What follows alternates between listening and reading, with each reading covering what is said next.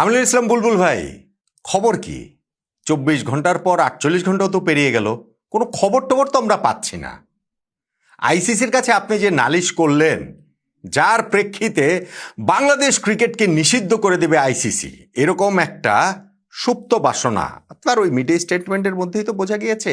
ওই রকম কোনো নিউজ তো আমরা আইসিসির তরফ থেকে পাচ্ছি না, বরং যেই সব নিউজ পাচ্ছি সেইটা আপনার জন্য বেইজ্জতির, গজব বেইজ্জতির। এবং এই কথাটা তো আমি অনেকবার বলছিলাম, আপনি এই 2 দিন ধরে বিসিবি প্রেসিডেন্টের প্রিয় চেয়ারে নেই, তখন না, যখন সেই প্রিয়তম চেয়ার আঁকড়ে ছিলেন তখনও আমি বলেছি বাংলাদেশ ক্রিকেট থেকে আপনার বিদায় হবে, বেইজ্জতির বিদায়, এবং সেইটা চলমান, এখনো সেটা চলছেই। বুলবুল ভাইয়ের সম্পর্কে কি খবর টবর পাওয়া যাচ্ছে আইসিসি থেকে, সেই আলোচনাটা করছে, এবং সেই সঙ্গে ডক্টর আসিফ নজরুলের একটু কথা বলতে হবে। বাংলাদেশ ক্রিকেট কাদের খপ্পরে পড়েছে? একদল বাটপার, ভণ্ড, মিথ্যুক, অসৎ লোকের পাল্লাই বাংলাদেশ ক্রিকেট পড়েছিল, যাদের কারণে চরম মূল্য দিয়ে বাংলাদেশ টি-20 বিশ্বকাপটা খেলেনি। এবং সেইখানটাতে এই দুষ্টকুলের শিরোমণি, সবচেয়ে উপরের 2টা নাম নিঃসন্দেহে তৎকালীন ক্রীড়া উপদেষ্টা ডক্টর আসিফ নজরুল, তৎকালীন বিসিবি প্রেসিডেন্ট আমিনুল ইসলাম বুলবুল। এবং সেই দুইজনই তারা এই পরিবর্তিত পরিস্থিতিতেও গা বাঁচানোর জন্য সর্বোচ্চ চেষ্টার জায়গাটা করে যাচ্ছে। এবং আসিফ নজরুলটা আমি দেখলাম, বুলবুলের কথা তো বলছি, আসিফ নজরুল ভাইও তিনি বিবিসি বাংলাকে একটি ইন্টারভিউ দিয়ে যেভাবে নিজেকে ডিফেন্ড করেছেন, সেইটাকে তিনি নিজেকে বোধহয় আরও বেশি মাখিয়েই ফেলেছেন। কিভাবে, আমি সেটারও প্রমাণ দিয়েই বলছি। মানে তার কথার ওই সেলফ কন্ট্রাডিক্টরি ডাবল স্ট্যান্ডার্ড, যেই ডাবল স্ট্যান্ডার্ড বুলবুল ভাইয়ের মধ্যেও প্রবলভাবেই রয়েছে, এবং সেটাতে তারও বেইজ্জতিটা যে হচ্ছে, এই সব কিছু মিলে আলোচনাটা করছি। বুলবুল ভাইকে বাংলাদেশ ক্রিকেট বোর্ডের প্রেসিডেন্টের পদ থেকে বহিষ্কার করা হয়েছে। বহিষ্কারই, বাংলাদেশ ক্রিকেট বোর্ডটা ভেঙে দেওয়া হয়েছে, এবং সেইখানটাতে একটা অ্যাডহক কমিটি তৈরি করে দেওয়া হয়েছে তামিম ইকবালের নেতৃত্বাধীন। আমিনুল ইসলাম বুলবুল ভাই সেটাকে চ্যালেঞ্জ করেছেন, একটা মিডিয়ায় স্টেটমেন্ট দিয়েছেন আমাদেরকে। সেইখানটাতে এটা যে কিভাবে সরকারের হস্তক্ষেপ হলো, সরকার যেটা করতে পারে না, যেই তদন্ত কমিটি গঠন করেছে সেই তদন্ত কমিটি গঠনের এখতিয়ার নাই। বিসিবি একটা স্বায়ত্তশাসিত প্রতিষ্ঠান, আইসিসির এইখানটাতে আমাদের উপরে স্যাংশন চলে আসতে পারে। আইসিসিকে তিনি ক্লিয়ারলি আহ্বান জানাচ্ছেন যে আইসিসি যেন এটাতে ইন্টারভেন করে, ব্লা ব্লা ব্লা, ওগুলো নিয়ে আলোচনা করেছি, ওইটা নিয়ে সেটা আমরা আলোচনা করছি না। এখন ওইখান দিয়ে তো মনে হচ্ছিল যে আইসিসির কাছে গিয়ে, যেহেতু আইসিসিতে চাকরি করেছেন বুলবুল ভাই এত বছর, সেইখানে তার বিরাট পাওয়ার, বিরাট হোল, যদিও এগুলো সব ফাঁকা ফাঁকা আওয়াজ, কথার কথা। এত পাওয়ার টাওয়ার থাকলে আমরা ওই বিশ্বকাপে খেলবো কি খেলবো না, ওই সময় কেবলমাত্র একটা ভোট আমরা আদায় করতে পারি না, বাংলাদেশের বাইরে পাকিস্তান, সেটাও বাংলাদেশকে পাকিস্তান ভোট দেয়নি, ভোট দিয়েছে হচ্ছে গিয়ে ভারতের বিপক্ষে আছে বলে ভোটটা দিয়েছে। ভারতের বিপক্ষে যদি জাম্বিয়াও দাঁড়ায় তাহলে তাদেরকেও ওই পাকিস্তান ভোট দিত। ফলে ওইখানে বুলবুল ভাইয়ের পাওয়ার টাওয়ার আইসিসিতে আছে এমন মনে করার কোনো কারণ নাই। আচ্ছা ঠিক আছে, তারপরেও ভেবেছিলাম যে না, আইসিসির সঙ্গে একটা হেস্তনেস্ত বুলবুল ভাই করে ফেলবো। সেই হেস্তনেস্ত রেজাল্ট কি জানেন?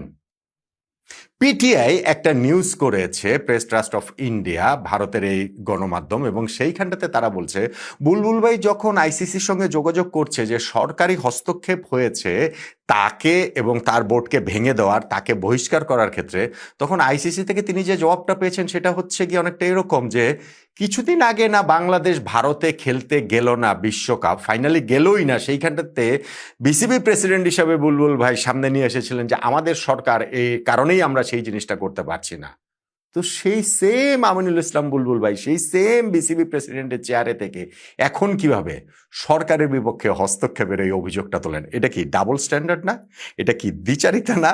এবং সেই ডাবল স্ট্যান্ডার্ডের সঙ্গে বুলবুল ভাইয়ের, আমরা তো পরিচিত তার ডাবল স্ট্যান্ডার্ডের সঙ্গে, এখন ধরেন আইসিসিও পরিচিত হয়ে যাচ্ছে। আমি পিটিআই রিপোর্টটাকে একটুখানি কোট করি, ওইখানটাতে কি লেখা হয়েছে, তাহলে সেই জিনিসটা আপনারা আরো ক্লিয়ারলি বুঝতে পারবেন। ওইখানটাতে লেখা হয়েছে, during his tenure, Bulbul had earlier informed the ICC that the Bangladesh government had not permitted the national team to travel to India for the ICC Men's T20 World Cup, effectively citing official directives for non-participation. মানে বাংলাদেশ যে এই টি-20 world কাপে অংশ নেয় নাই, ভারতে খেলতে যায় নাই, সেইখানটাতে এই আমিনুল ইসলাম বুলবুল ভাই আইসিসিকে ইনফর্ম করেছিল যে বাংলাদেশ গভর্নমেন্ট এইখানটাতে অনুমতি দেয় নাই, সেই কারণে আমাদের বিশ্বকাপটা এখানটাতে খেলা হয় নাই। However, In his latest communication, he has alleged that his removal amounts to government interference in violation of the ICC Charter, which risks of double standard. এটা আবার কোট আনকোট এর মধ্যে রেখেছে ডাবল স্ট্যান্ডার্ড মেনি ইন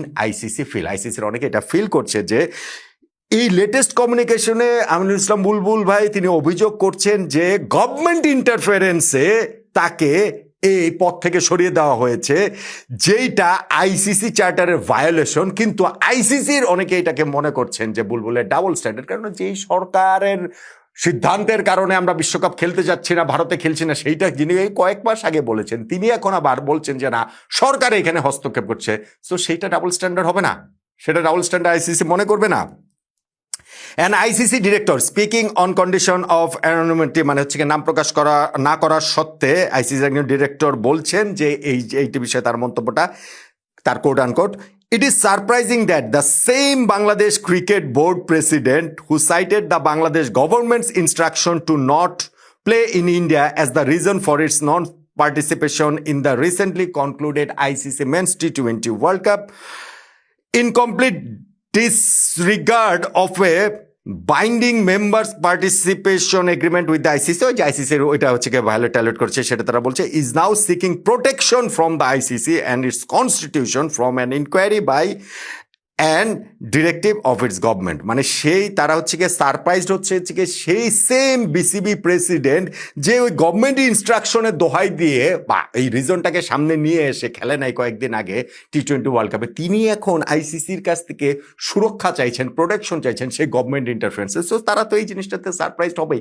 তারা তো এই জিনিসটাতে এই যে the development has weakened Bulbul's case with sources indicating that ICC is unlikely to act on his complaint given the perceived quote unquote আবার double standard nature in his position. মানে বুলবুল ভাইয়ের এই ডাবল স্ট্যান্ডার্ড পজিশনের কারণে আইসিসির এখানে কোনো ইন্টারভেন করবে সেইটার আসলে চান্সটা খুবই কম, এটা পিটিআই রিপোর্ট করছে। ফলে বুলবুল ভাইয়ের জন্য এই কাগজে কলমেও সেই বেইজ্জতির পর্ব চলছে। ডক্টর আসিফ নজরুলের জায়গাটাতে আসুন, তিনি যেরকম ওই বিবিসি বাংলার সঙ্গে একটি ইন্টারভিউ দিয়েছেন এবং সেইখানটাতে তিনি বলছেন যে বাংলাদেশ ওয়ার্ল্ড কাপে যে অংশগ্রহণ করে নাই সেই করে নাই কেনটার জায়গাটাতে তিনি বলছেন ক্রিকেটারদেরকে নাকি তিনি বলছেন, আমি তাকে কোট করছি, দেখাতে পারলে ভালো হতো কিন্তু আমি আপনাদেরকে যেহেতু আমাদের এই প্ল্যাটফর্মের প্যাটার্ন সেটা না, আমি আপনাদেরকে বলছি। ডক্টর আসিফ নজরুল সেখানে বলেছেন, "আমি বলেছি আপনারা মুক্তভাবে আপনাদের মতামত ব্যক্ত করেন", মানে ক্রিকেটারদের সঙ্গে মিটিংয়ের তিনি নাকি ক্রিকেটারদের এই কথাটা বলেছেন, "আমি আপনাদের মতামত শুনতে চাই"। কেউ জানেন, কেউ স্ট্রংলি বলেনি যে এই সিদ্ধান্ত নেওয়াটা ঠিক হচ্ছে না, ক্রিকেটের ক্ষতি হয়ে যাবে, এইভাবে বলে নাই।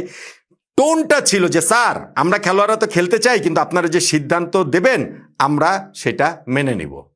এটাই যে বিবিসি বাংলাকে মাত্রই তিনি এই 2 দিন আগে ইন্টারভিউতে ডক্টর আসিফ নজরুল বলেন, এই সেম ডক্টর আসিফ নজরুল ওই আমিনুল ইসলাম বুলবুলের মতো একই সেম আসিফ নজরুল ওই দিন ক্রিকেটারদের সঙ্গে মিটিংয়ের পর বের হয়ে এসে কি বলেছেন জানেন?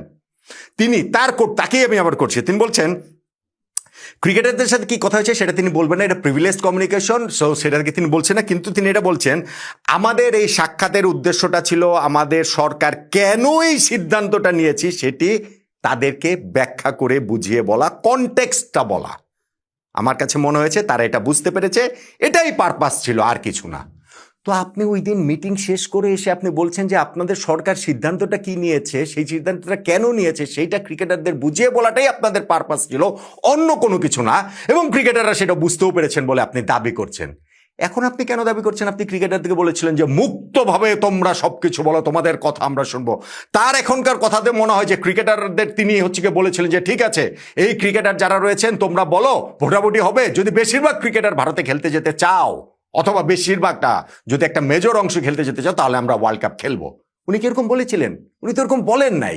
এবং উনি ক্লিয়ারলি ওই দিন ক্রিকেটারদের সঙ্গে মিটিংয়ের পর বলছেন যে গভর্নমেন্ট ডিসিশন নেওয়া ছিল, সেই ডিসিশনটাই ক্রিকেটারদের শুধু জানিয়েছেন, ক্রিকেটারদের মতামত এখানে জানতে চাওয়ার কথা ওই দিন বলেন নাই তিনি।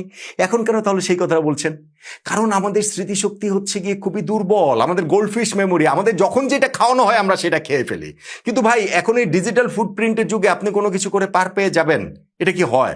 সো ডক্টর আসিফ নজরুলের এই যে আগের কথা এবং পরের কথা কি কন্ট্রাডিক্ট করছে না? ডাবল স্ট্যান্ডার্ড না? আমিনুল ইসলাম বুলবুলের মতন আপনি দেখান তো দেখি। ওই দিন তিনি আরো বলেছেন, আমি স্পষ্ট করে বলে দিতে চাই এই যে সিকিউরিটি রিস্কের কথা বিবেচনা করে ভারতে বিশ্বকাপ না খেলায় এটা আমাদের সরকারের সিদ্ধান্ত। কোনো একটা দেশের মানুষ অন্য দেশে গেলে সিকিউরিটি রিস্ক আছে কিনা সেটা সরকার বিবেচনা করে দেখে, অন্য কারো বিবেচনার স্কোপ নাই। তাহলে আপনি ওই দিন বললেন এটা সরকারের বিবেচনা, সরকার বিবেচনা করেছে, সরকারের সিদ্ধান্ত।